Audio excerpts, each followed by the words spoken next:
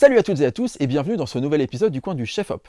Je m'appelle Vincent Tartare, je suis directeur de la photographie depuis 20 ans déjà et je suis ravi de t'accueillir sur cette chaîne. Si c'est ta première fois, sois le bienvenu, la bienvenue, installe-toi confortablement, ça va être chouette.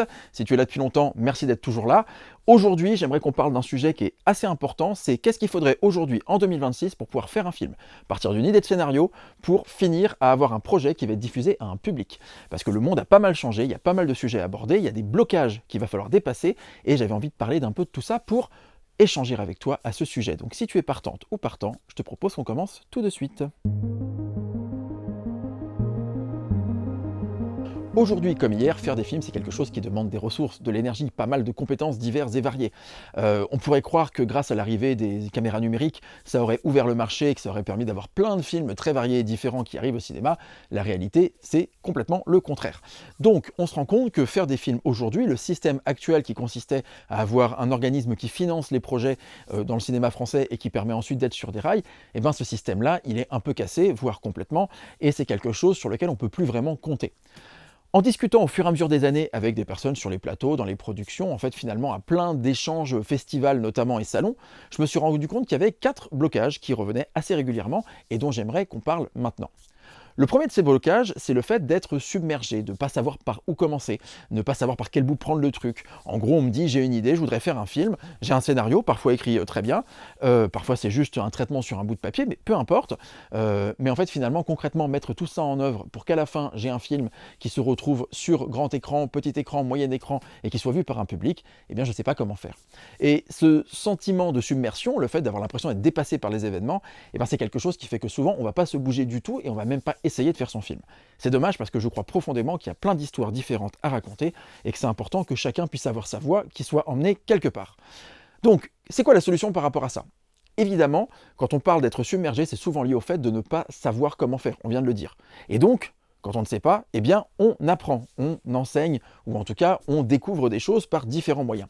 Ce qui est intéressant dans notre affaire, c'est que aujourd'hui, même pour la partie enseignement en France, on veut te faire croire que tu as besoin de passer par une école de cinéma extrêmement chère pour pouvoir apprendre à faire des films et te permettre ensuite de faire des films. C'est la promesse. Les écoles de cinéma, c'est en moyenne 10 000 € par an.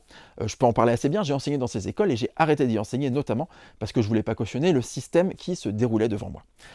Ce qui se passe dans ces écoles de cinéma, c'est qu'on fonctionne sur un système d'autorisation. En gros, on va avoir une école, une classe, une promotion, on va dire qu'on a 30 élèves dans la classe, et ces élèves, ils viennent toutes et tous en général au début pour être réalisatrices et réalisateurs. C'est souvent la première chose qui nous appelle, on veut réaliser des films et donc on est là pour être les réals. On est à l'école et à l'école on nous dit très bien, vous allez écrire un scénario, nous proposer une histoire, alors il y a des cours, c'est pertinent, et on va lire tous ces scénarios et puis on va choisir. Et en fait, on fonctionne, on se met tout de suite dans une relation d'autorisation. C'est-à-dire qu'on va être là, qu'on va écrire un scénario, il y a 30 élèves qui vont écrire un scénario, les responsables pédagogiques vont lire leurs différentes propositions, et puis ils vont choisir 1, 2 ou 3 scénarios qui vont être produits, c'est-à-dire que l'école va autoriser que ces 3 films-là soient réalisés. Ça veut dire que sur les 30 élèves, il n'y en a que 3, 10%, qui au mieux vont être dans la capacité de réaliser leur projet. Les 27 autres élèves vont devoir se répartir sur les projets des heureux élus et heureuses élus, qui sont donc les personnes qui verront leur film porté à l'écran, si tout va bien, et pendant ce temps-là, eh bien toi qui venais pour être réalisateur, tu vas peut-être être ingénieur du son, toi qui venais comme réalisatrice, tu seras peut-être directrice photo, accessoiriste, productrice. En tout cas, vous allez vous retrouver à des postes qui ne sont pas les postes que vous étiez venu chercher. Et là, ce qui est intéressant, c'est qu'en fait, ça fonctionne comme ça d'année en année, c'est-à-dire que 3 ans d'école, 4 ans d'école, 5 ans d'école, je rappelle, 10 000 € par an, donc 30 000 € pour 3 ans, 40 000, 50 000, et donc on va avoir 90% des élèves qui, en fait, ne vont jamais faire de film. Ils vont venir uniquement en participant sur un plateau, mais leur projet et leur rêve de réalisation, ils n'y auront pas la possibilité. Et ça, c'est déjà la première promesse trahie, c'est-à-dire qu'en fait, tu n'as pas besoin d'autorisation pour faire des films, il faut le savoir, on en reparlera plus tard, mais le fait est que, un moment, qu'on te donne l'autorisation ou pas de faire ton film, je considère que si tu as envie de le faire, tu devrais le faire. J'ajoute que ça m'est arrivé sur un cours d'image où j'enseignais le fonctionnement d'une caméra avant qu'un groupe fasse son film, et j'ai découvert que l'école avait, pour des questions de budget, je vous rappelle, une classe, donc 30 élèves, ça fait quand même à l'année 300 000 euros. Et pour des questions de budget, ils ne voulaient pas filer de disque dur aux élèves. Et donc, c'est-à-dire que les élèves se retrouvaient à devoir filmer leur film dans un format compressé, alors que c'était une caméra qui permettait de filmer dans un format non compressé. J'ai donc expliqué aux élèves comment faire un double enregistrement, comment garder leur rush non compressé, et contre l'avis de l'école, je leur ai dit, vous faites un montage compressé pour les élèves, pour l'enseignement, comme ça vous n'aurez pas de mauvais points, et puis après vous remontez votre film avec des rushs non compressés, parce que votre film, à un moment, il n'y a pas de raison qu'il soit limité par des choix complètement arbitraires. Donc ça, c'est l'enseignement.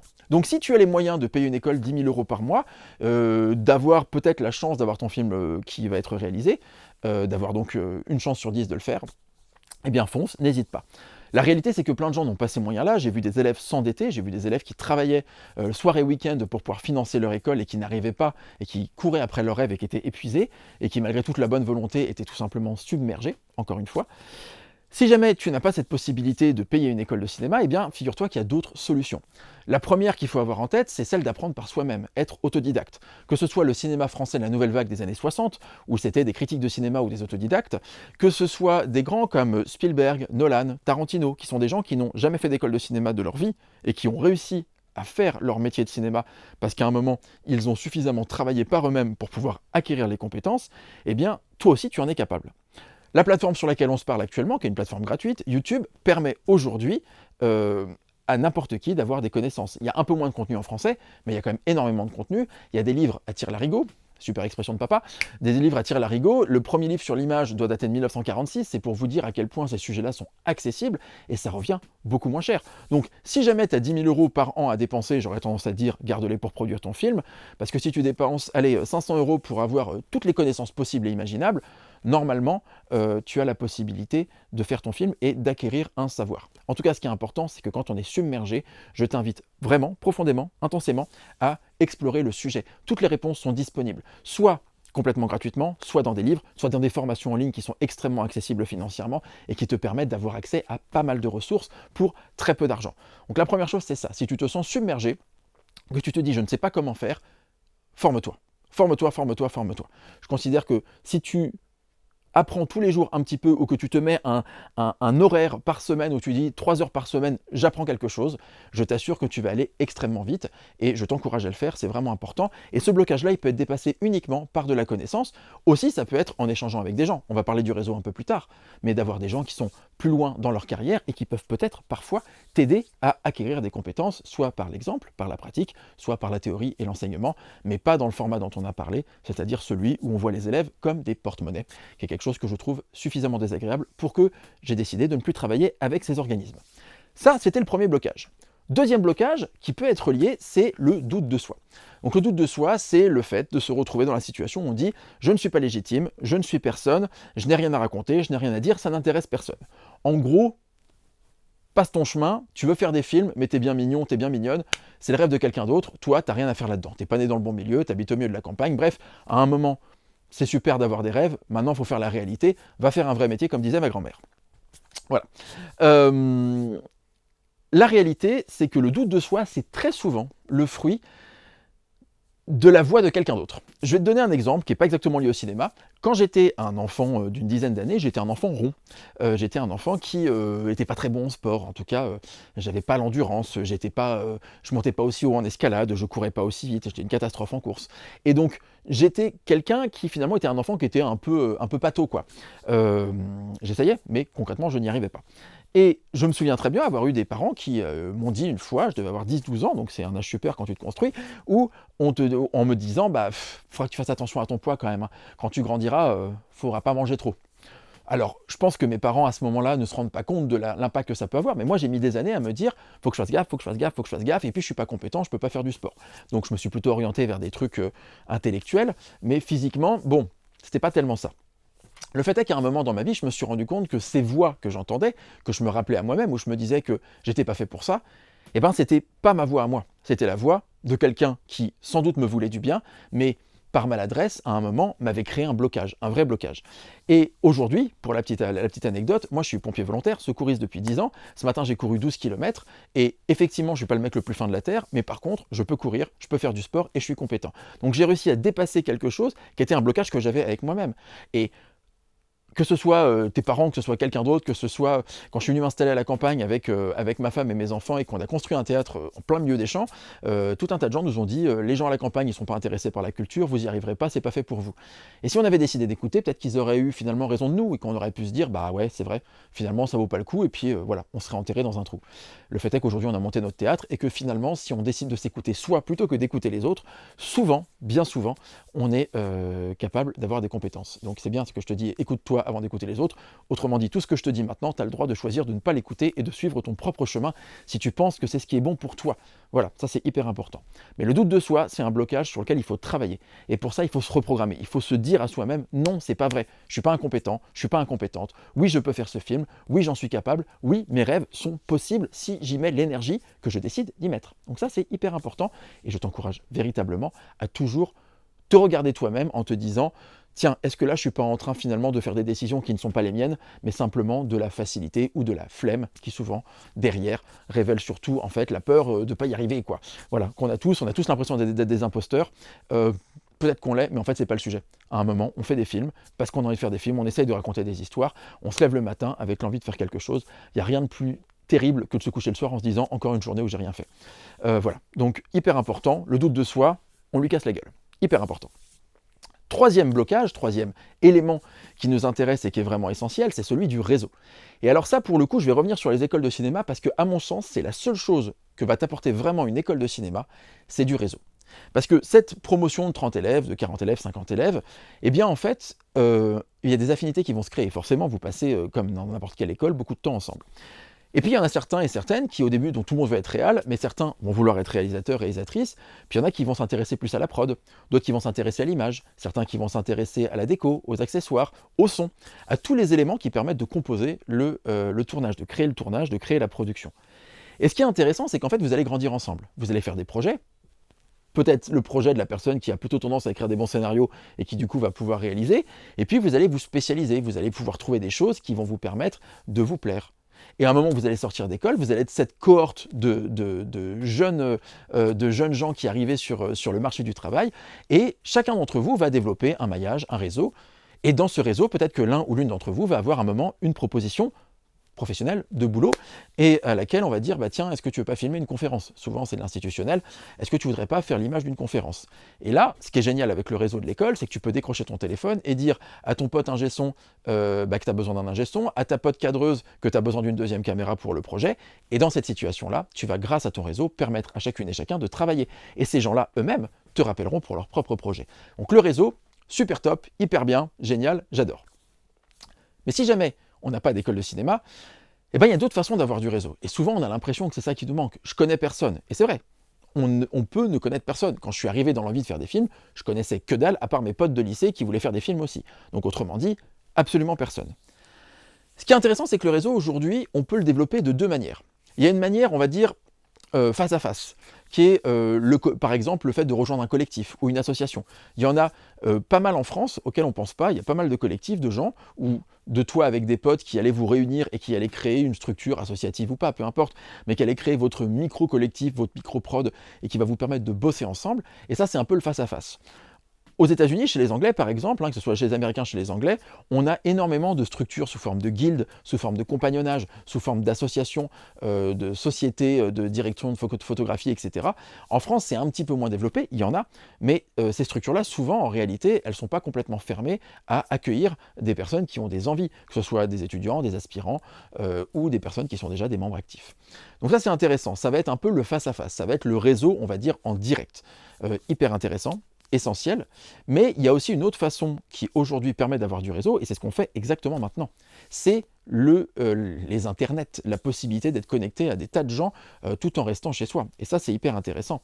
Parce que on va avoir la possibilité aujourd'hui, grâce à Internet, de créer des communautés, d'avoir des groupes, d'avoir des espaces de discussion. Moi, j'ai créé une communauté, je vous en parlerai après, mais qui permet par exemple de regrouper des gens et d'avoir des échanges. Et une fois que ces échanges sont là, de pouvoir collaborer. Grâce à, par exemple, le Coin du Chef-Op, cette chaîne YouTube sur laquelle tu me regardes, j'ai des personnes qui m'écrivent, j'échange avec les abonnés, on a des fois des questions qui tombent en privé, je ne partage pas tous les échanges qu'on a en privé, on a plein de questions-réponses qui viennent, et des fois ces gens-là, on se retrouve finalement à un moment pouvoir prendre un café ensemble, et ce qui est encore plus génial, c'est quand tu as plusieurs abonnés en même temps qui se retrouvent au même endroit au même moment et qui se mettent à créer des projets ensemble. Et là, c'est hyper intéressant, c'est que le réseau aujourd'hui, grâce à Internet, grâce à la présence numérique et digitale, on est capable d'avoir un réseau qui s'étend énormément. Je ne parle pas d'avoir juste des abonnés et des influenceurs, je ne parle pas de filmer son nombril et de vendre des cosmétiques, je parle vraiment d'avoir des gens avec qui on va interagir. Et ça, c'est hyper intéressant et j'y reviendrai, mais la communauté, elle est hyper pertinente parce qu'elle peut exister de manière extrêmement multiple. Le réseau professionnel dont on va parler sur le 4e pilier, le 4e blocage, qui peut avoir une vraie influence pour qu'on puisse faire nos boulots, faire nos projets, faire nos films, on peut le construire de manière extrêmement variée. Et il y a même des outils pour être sûr de toujours garder le contact, de faire en sorte que les choses, elles avancent bien. Mais donc, ce blocage de réseau, il ne faut pas se dire « je suis né au mauvais endroit, je ne suis pas né dans la bonne communauté, dans la bonne famille, dans le bon milieu social ». Non, c'est pas vrai. En réalité, le réseau, on va le construire autour de soi. Il va effectivement falloir se lever le matin, il va falloir bouffer un peu de vache enragée, mais en réalité, il y a des tas de gens qui, comme toi, cherchent du réseau. Des tas de gens qui, comme toi, ont une seule envie, c'est de se réunir pour faire des projets communs. Et si on trouve des personnes qui sont dans la même énergie que nous, c'est assez canon. Ça me fait penser, il y a cette structure qui s'appelle Industrial Light and Magic, qui était la société d'effets spéciaux qui a créé les effets spéciaux des premiers Star Wars et de plein d'autres films après. Industrial Light and Magic, ils ont fait un documentaire sur Disney+, qui s'appelle Light and Magic, et je crois que le deuxième épisode s'appelle I Found My People, qu'on pourrait traduire par J'ai trouvé ma tribu, j'ai trouvé mon peuple. Et c'est l'histoire de ces gens qui entrent dans un espèce de hangar un peu pourri, et où ils trouvent des gens qui sont en train de fabriquer des miniatures, de créer des choses, qui sont dans une dynamique complètement folle, qui font des effets spéciaux avec 3 bouts de ficelle et 2 morceaux de scotch. Et en fait, le gars dit « j'ai trouvé mon peuple, j'ai trouvé ma tribu, j'ai trouvé les gens qui avaient le même délire que moi et qui voulaient faire les mêmes choses que moi, des effets spéciaux et des miniatures. » Donc, c'est possible pour vous, pour toi, de trouver ta tribu. Et c'est hyper important de te dire que ça, c'est pas du tout inatteignable. Donc, ce 3e blocage, il est complètement franchissable. 4e pilier, 4e blocage, 4e élément qu'on a en plein milieu du chemin, c'est le financement. On va pas se mentir, c'est le nerf de la guerre. C'est-à-dire que faire des films aujourd'hui, il faut de l'argent. Si on reparle du système tel qu'il devrait exister normalement en France, il y a un organisme qui s'appelle le Centre national de la cinématographie et de l'image animée, qui, pour chaque billet de cinéma vendu en France, que ce soit un film français, un film américain, peu importe, eh bien, on va toucher 1 euro de ce billet va aller au CNC. Super, parce que le CNC, après, il fait des commissions qui permettent à tout le monde, c'est ce qui est marqué, de proposer des projets, parfois avec des producteurs, des productrices, mais de proposer des projets de films et de voir son film financé, c'est super, c'est très beau. La réalité, c'est que ça ne se passe pas du tout comme ça. Pourquoi? Parce que le CNC, déjà, ne donne que très très peu d'aide, malgré le fait qu'il y a des commissions, et le donne souvent aux mêmes personnes, aux mêmes sociétés de production qui vont gérer des projets, etc. Et pourquoi ça? Eh bien, à cause du réseau. Petite anecdote, une réalisatrice française, qui est décédée maintenant, qui s'appelait Agnès Varda, qui était la femme de Jacques Demy, et qui a été vraiment une figure majeure de la Nouvelle Vague, raconte comment, une fois, elle avait déposé un dossier au CNC pour un de ses films, et normalement, comment ça marche quand ça se passe normalement, quand tout le monde respecte les mêmes règles, on dépose un dossier au CNC, on s'engage à ne pas commencer notre tournage de film avant la décision du CNC qui sera dans plusieurs mois, et maintenant, aujourd'hui, finalement, à la date de la décision, on se connecte sur le site du CNC, on regarde si on a une aide, et on n'a pas d'aide. Eh bien, à l'époque, Agnès Varda, alors c'est pas Internet, mais ça fonctionne pareil, c'est-à-dire qu'il y a une date où la commission va rendre sa décision. Et là, son téléphone sonne, un soir, la veille du rendu de la commission, et quelqu'un qui est dans la commission lui dit « Agnès », donc c'est quelqu'un qui la connaît, « ton film ne passera pas. Avec le dossier qui existe là maintenant, le dossier que tu as proposé, on ne te finance pas ton film. » Donc Agnès Varda dit « Ok, qu'est-ce qu'il faudrait que je fasse ?» Et donc la personne lui donne la recette de ce qu'ils attendent pour que le dossier soit accepté. Qu'est-ce qu'il faut changer? Et donc Agnès Varda raconte, sans doute sans se rendre compte en fait finalement de l'avantage qu'elle a, de ce soir où elle est chez elle, avec son mari et sa secrétaire. Il y a une secrétaire. Sur le lit, tous les trois en train de trier des documents, la secrétaire tape ce que Agnès Varda dit, et donc ils préparent un dossier qu'ils remettent le soir, qui est proposé aux personnes du CNC, et donc elle a son aide. Et là on se rend compte qu'en fait finalement tout ça, c'est un peu comme ça que ça fonctionne. Aujourd'hui quand on regarde les productions qui ont des projets soutenus par le CNC, quand c'est les premières demandes, c'est première demande d'un premier réalisateur ou d'une première réalisatrice, on se rend compte que c'est souvent les mêmes structures, les mêmes copains, les mêmes amis. Donc le réseau, il a cet avantage-là. Maintenant, le problème, c'est que si tu es comme moi, tu connais peut-être des gens dans le milieu, mais tu ne connais pas les gens qui décident de te filer des aides au CNC. Et ça, il va bien falloir trouver d'autres solutions. Parce que ce système-là, il est un peu pété en fait. En réalité, aujourd'hui, le CNC, c'est quelque chose dont finalement tout le monde rigole un peu. Moi, je connais plein de gens qui disent « moi, je ne demande pas d'aide. J'ai pas envie de retarder de 6 mois ma production de film uniquement pour une aide que je n'aurai pas. Je sais que je ne l'aurai pas, parce que je ne fais pas la demande avec le bon producteur, je ne suis pas la bonne personne, je ne connais pas les bons membres des commissions. » Oui, mais le cinéma, aujourd'hui, si on réfléchit, il se finance plus comme ça. La France, c'est une exception, en fait. Moi, je me souviens d'un gars qui disait « le cinéma indépendant, c'est le cinéma pauvre ». C'est-à-dire qu'en fait, en France, finalement, le cinéma, il est financé par cet organisme, qui a plein de vertus. Hein. Le CNC, il a plein de vertus. Mais aujourd'hui, pour le long métrage de fiction, même pour le court métrage, en réalité, c'est quelque chose qui est extrêmement limité. Ce qui est intéressant, c'est que si on regarde un petit peu ailleurs dans le monde, on se rend compte que le financement de films se fait surtout via du financement privé. C'est-à-dire que soit on a le modèle des studios, comme les Américains, où les studios engrangent des sous et vont complètement de manière autonome refinancer des projets, soit on va avoir en fait des tas de gens qui vont aller chercher des fonds un peu partout. Un exemple très concret. Là, je suis sur la prépa d'un film, ça fait 2 ans et demi qu'on est sur le financement, qui va être d'un budget d'en gros 4 millions d'euros. Ce film, qui se tournera entre le Luxembourg et le Royaume-Uni, est un film qui est financé intégralement par des finances privées. Alors justement, 2 ans et demi, c'est le temps qu'il faut pour échanger de ça. Récemment, j'ai eu la chance d'avoir sous le nez le dossier de demande de financement d'un grand réalisateur américain qui demande 10 millions de dollars et qui fait le tour de toutes les entreprises en Europe pour avoir ce financement et réussir à avoir son film qui soit financé. Donc aujourd'hui, comment est-ce qu'on fait pour trouver ces sous? Alors le financement privé, si on réfléchit, ça pourrait être du crowdfunding. Oui, effectivement, tu peux demander 1 500 € sur Ulule, KissKissBankBank et Kickstarter, par exemple. Si tu n'as pas construit les choses dans le bon ordre, il est fort probable qu'à la fin, ce soit tes parents, tes oncles et tantes, peut-être Tati Daniel qui vont participer au financement, les potes de tes potes au plus loin, mais en fait, finalement, ça va être finalement un cercle très privé qui va te financer et tu ne vas pas du tout avoir la possibilité d'avoir un financement d'une plus large communauté. Et en fait, c'est là que c'est intéressant. C'est qu'en développant le réseau, et on en parlait, développer le réseau aussi de manière virtuelle, on peut construire une communauté. Aujourd'hui, il faut arrêter de faire des films en ne parlant pas de ce qu'on fait. Il y a des gens aujourd'hui qui ont des capacités de portée, d'influence, encore une fois, je ne parle pas de vendre du cosmétique à la con, mais une portée d'influence, qui vont parler de leur projet, qui vont communiquer sur ce qu'ils font, qui vont raconter comment ils construisent tel ou tel décor, qui vont raconter comment ils ont, au fur et à mesure des mois et des semaines, construit tel ou tel projet. Et bien, ce qui est intéressant, c'est que ces gens-là, ils fédèrent des gens autour d'eux.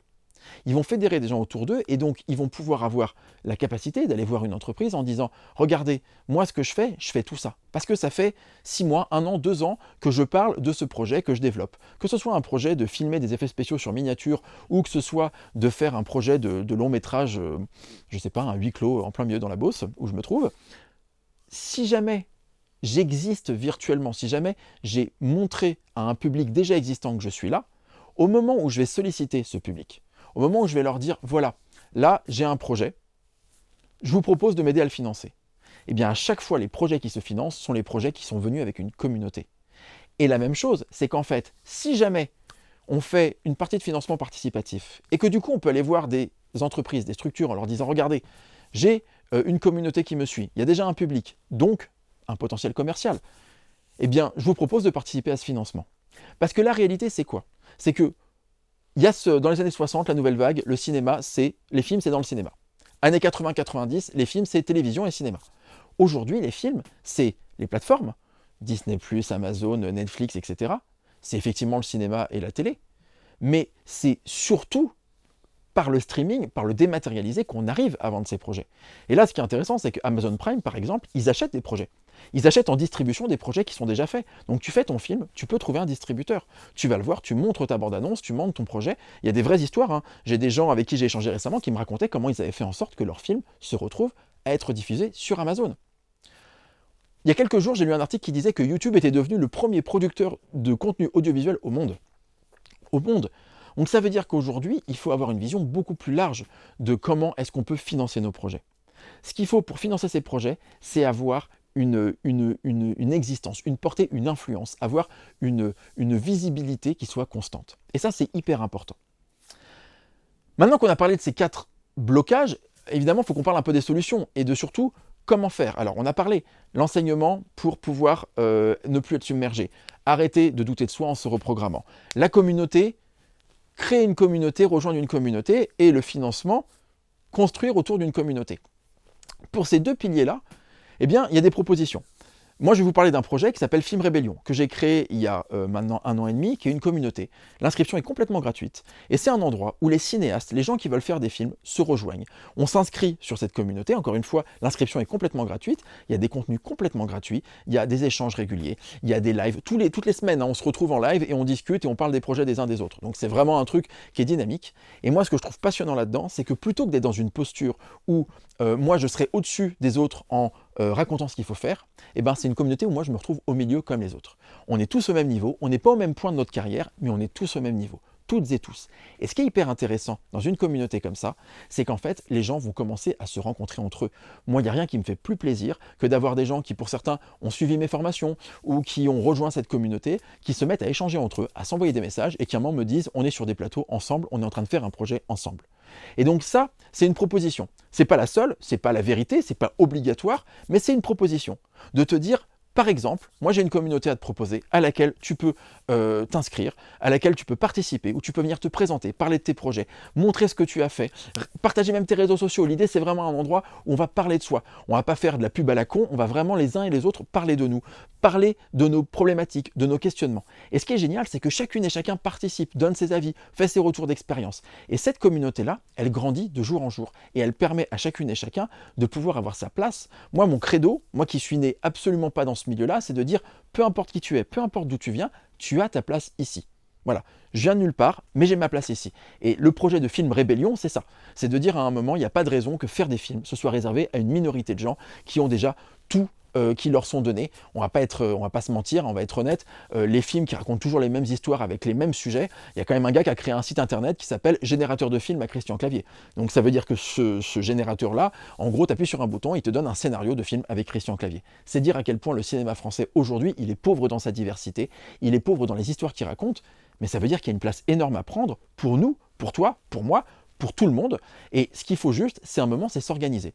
Et ben, ma proposition, c'est de rejoindre cette communauté. Je te mets un truc comme ça, donc tu dois avoir des liens en bio, tu dois avoir des liens en commentaire. En fait, il suffit de cliquer. Tu cherches Film Rébellion, de toute façon, tu vas tomber très vite dessus sur nous, sur cette plateforme. Et je t'encourage vraiment à nous rejoindre. Et puis si jamais ça ne te plaît pas, rien ne t'oblige de rester. De toute façon, c'est vraiment un truc où chacun fait sa vie.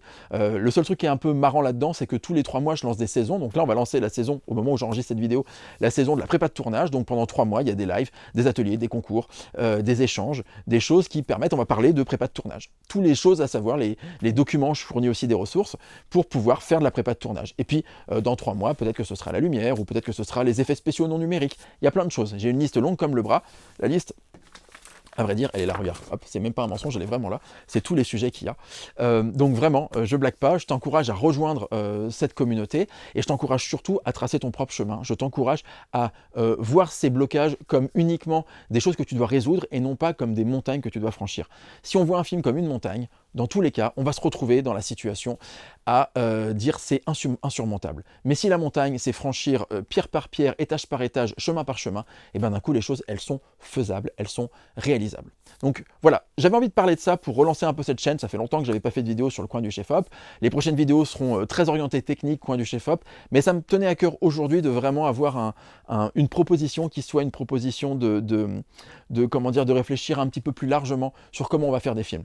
Parce que ça me fait plaisir de voir des gens qui, dans cette communauté dont je te parlais, se mettent à faire des projets, se soutiennent et s'épaulent. Et je trouve que ça n'a pas de sens aujourd'hui que tu ne puisses pas faire ton film pour des mauvaises raisons. Donc je t'encourage à nous rejoindre, je t'encourage à t'abonner si tu n'es pas abonné, je t'encourage à revenir pour les prochaines vidéos, à regarder les anciens épisodes si tu ne les as pas regardés. En tout cas, je te souhaite une bonne journée, je te souhaite bon courage, je te souhaite de faire des films, plein de films. Prends ta caméra. Comme disait Spielberg, aujourd'hui on est dans une époque formidable. Il y a des caméras partout, il suffit de la prendre et de faire des films. Lance-toi, fais des films, éclate-toi, et je suis sûr que tout ira bien. Et je te retrouve très vite sur une plateforme ou une autre. En tout cas, je te souhaite une bonne journée. Salut!